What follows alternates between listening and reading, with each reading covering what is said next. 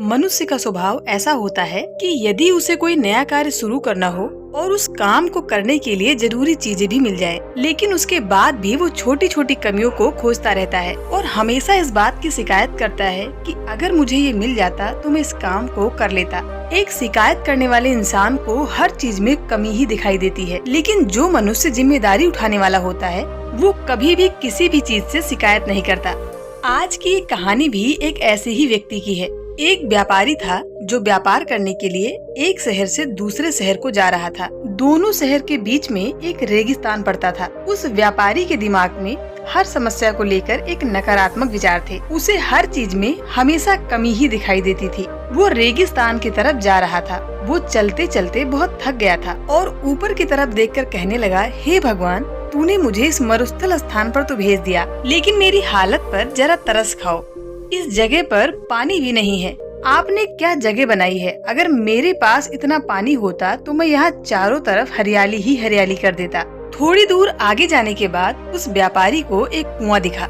कुएं को देखकर वो वहाँ रुक गया और उसने कुएं के अंदर झांक कर देखा तो वहाँ पर पानी था। पानी को देखते ही वो फिर सोचने लगा कि हे भगवान, तूने मुझे पानी तो दे दिया, लेकिन मैं इस कुएं से पानी कैसे निकालूं? व्यापारी 2 कदम और चला।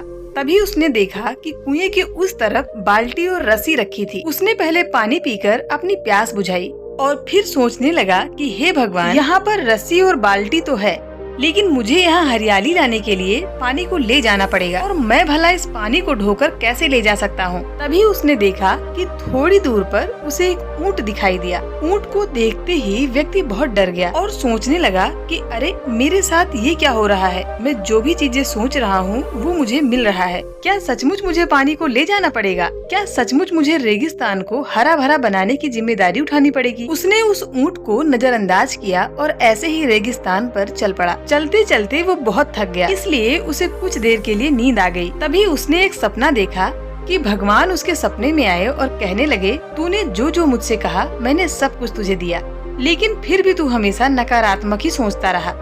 ऐसा सुनते ही उस व्यक्ति की नींद खुल गई। वो जल्दी से जल्दी उस रेगिस्तान से बाहर निकलना चाहता था। उसने ईश्वर द्वारा दी हुई हर चीज को नजरअंदाज किया ताकि उसे जिम्मेदारी न उठानी पड़े। दोस्तों, हम सभी की जिंदगी कुछ ऐसे ही होती है। हम हमेशा शिकायत करते रहते हैं कि अगर हम अच्छे स्कूल कॉलेज में पढ़े होते तो हम ऐसे न होते। अगर कोई हमारी मदद करता तो आज हम बहुत आगे होते। हमारी इन्हीं शिकायतों के चलते ईश्वर हमें जो भी देता है हम उसे नजरअंदाज करते हैं। हमारी शिकायतों के पीछे छिपा हुआ राज यही रहता है कि हम अपनी जिम्मेदारियों से डरते हैं, क्योंकि जिम्मेदारी हमसे ढेर सारी मेहनत मांगती है और हम मेहनत करने से बचना चाहते हैं।